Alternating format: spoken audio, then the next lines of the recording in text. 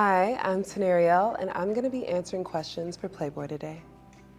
I feel like my sound found me through exploring the things that I love, like sci-fi and fantasy. And so I feel like that is how I stumble upon my voice, my love of film and music, and kind of like clashing those together. And I think I realized that it was resonating a lot outside of myself.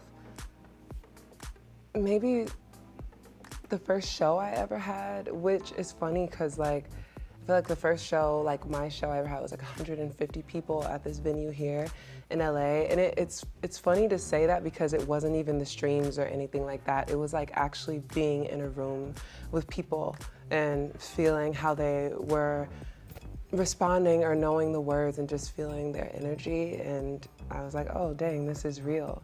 I feel like I balance showing the rawest parts of myself in my music while also encouraging and empowering others to stand in their truth by just always being honest, always being true in all that it is that I create, not being afraid. And in that, I feel like it leads into a natural flow of people embracing that and having the courage to embrace themselves and stand for all it is that they believe in.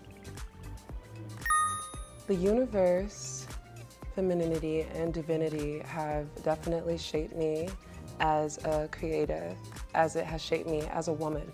So I always tell people that I evolve as an artist, as I'm evolving as a human, as the woman that I am. And I kind of lay that entire experience and that journey into the music and into the art that I create or into my photo shoots. Honestly, I don't think I have one specific memory, only because I have so many wonderful ones with so many wonderful collaborators and creatives. And I will say that that is something that has shaped so much of how I create, so much of how I see things, is like being able to be in a room full of people and us all put our love and our hearts into what it is that we're making, and the magic that can come out of that, the magic that can come from someone saying one thing or suggesting one thing that can change the whole scope of how something is made. And I think it's super beautiful. There is no one doing everything on their own, and no one that's just like, I did all this myself. And that was a really huge thing for me to learn, and I'm glad I got to learn it super young. And it's one of the best parts of creating for me is the collaboration. One of the most challenging parts of carving out a space within this industry, I would say, is, well, ultimately just as it is in the world in general, is being a Black woman.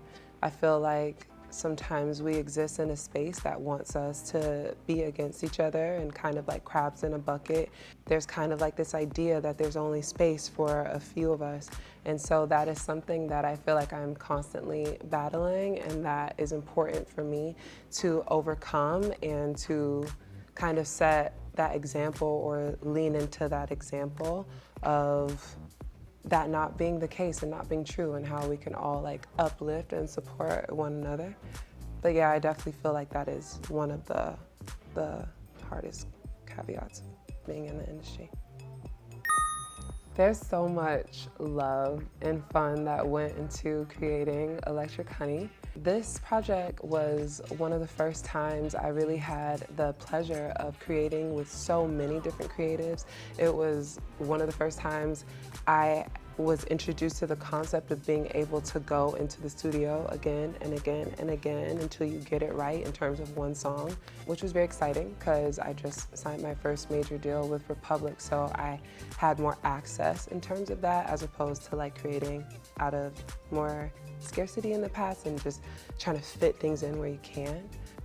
I feel like this project is pretty much a scope of me meshing my soft and ooey gooey feminine melty sides with also like my edge and my power, and kind of that raw fiery side of me, and merging and blending those worlds, and kind of embracing duality and realizing that they can both exist. Well, it can all exist together.